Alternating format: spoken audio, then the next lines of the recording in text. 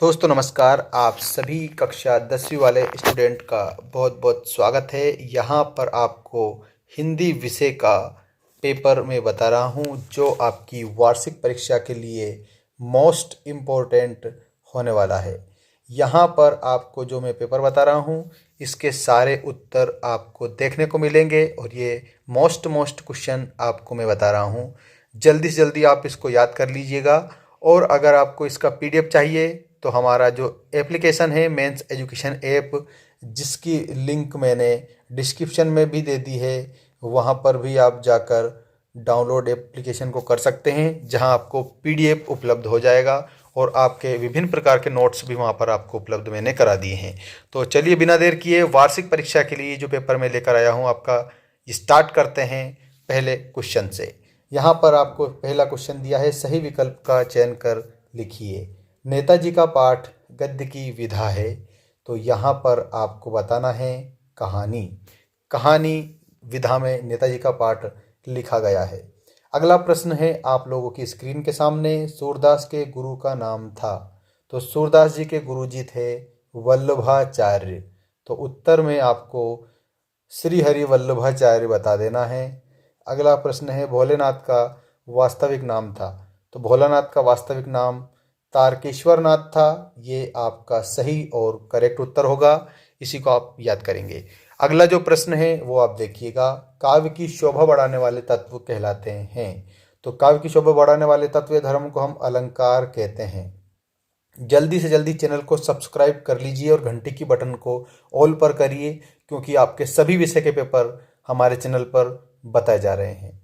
अगला प्रश्न, जयशंकर प्रसाद अपनी आत्मकथा को बता रहे हैं, तो जयशंकर प्रसाद अपनी आत्मकथा को कह रहे हैं कि मेरी भोली आत्मकथा, तो यहाँ पर आपको भोली बता देना है। इसके बाद में देखिएगा, श्री कृष्ण ने क्या पढ़ ली थी, तो श्री कृष्ण ने राजनीति पढ़ ली थी, तो आपका ऑप्शन नंबर सेकंड करेक्ट होगा। नेक्स्ट क्वेश्चन आ चुका है, रिक्त स्थानों की पूर्ति कीजिए। पंचवटी में समास है, तो पंचवटी में द्विगु समास हो जाएगा। और इसके बाद में प्रयोगवाद के जनक, तो अज्ञेय जी प्रयोगवाद के जनक हैं।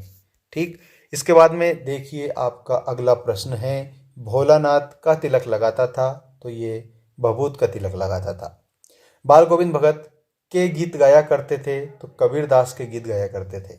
शिव धनुष राम ने तोड़ा था, इसको उत्तर में आप राम बताएंगे, और 22 तारीख तो आपको याद है ही सही। क्रिया के प्रकार होते हैं, तो क्रिया के 2 प्रकार होते हैं, सकर्मक क्रिया और अकर्मक क्रिया। इसके बाद अब प्रश्न आ चुके हैं, सही गलत लिखिए, मतलब सत्य असत्य लिखिए वाले प्रश्न। यहाँ पर आपका जो पहला प्रश्न है वो है, मैं क्यों लिखता हूँ अज्ञेय की रचना है, तो इसमें आपको बताना है सत्य। नेक्स्ट जो क्वेश्चन है उसको आप देखेंगे, जब फागुन सांस लेता है तो हर घर को सुगंध से भर देता है, तो ये भी आपका सत्य हो जाएगा, इसको भी आप क्या बताएंगे, सत्य है।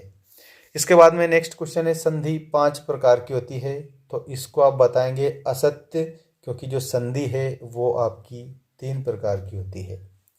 अगला प्रश्न है, नाटक में अनेक अंक होते हैं, तो ये आपका सत्य होगा, क्या होगा, सत्य। नेक्स्ट क्वेश्चन पर ध्यान देंगे आप सभी, छंद 3 प्रकार के होते हैं, तो यहाँ पर आपको क्या बता देना है, ये आपको बता देना है असत्य, क्योंकि छंद मुख्य रूप से 2 प्रकार के होते हैं, वर्णिक छंद और मात्रिक छंद।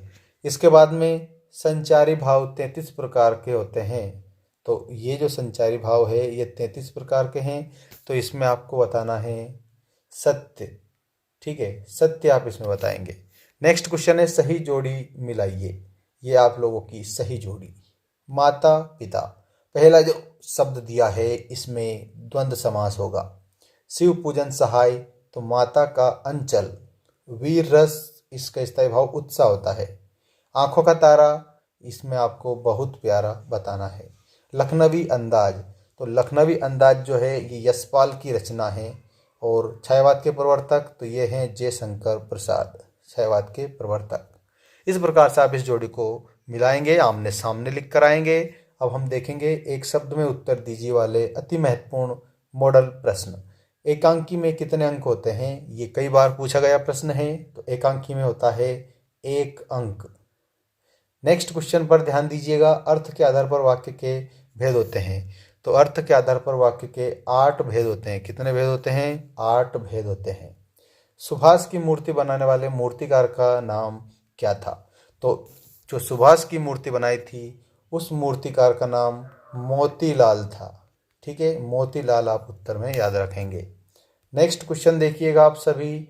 ये जो आपका क्वेश्चन है अति महत्वपूर्ण प्रश्न है और ये कई बार परीक्षा में पूछा भी गया है। परशुराम के पिता का नाम था। तो परशुराम के पिता का नाम था ऋषि जमदग्नि जी। ठीक है, ऋषि जमदग्नि उनके पिताजी का नाम था। इसके बाद में आपका अगला प्रश्न है, अणुबम कहाँ गिराया गया था? तो जो अणुबम है प्यारे मित्रों वो हिरोशिमा में गिराया गया था। तो यहाँ उत्तर में आपको हिरोशिमा बताना है। और ये कविता किसने लिखी? तो अज्ञेय जी ने लिखी। कहाँ बैठे बैठे लिखी? रेलगाड़ी में बैठे बैठे लिखी थी। अगला प्रश्न है, राम के द्वारा पुस्तक पढ़ी गई ये कैसा वाच्य है? तो राम के द्वारा पुस्तक पढ़ी गई ये आपका कर्म वाच्य है। कर्म वाच्य इस प्रकार से आप बताएंगे।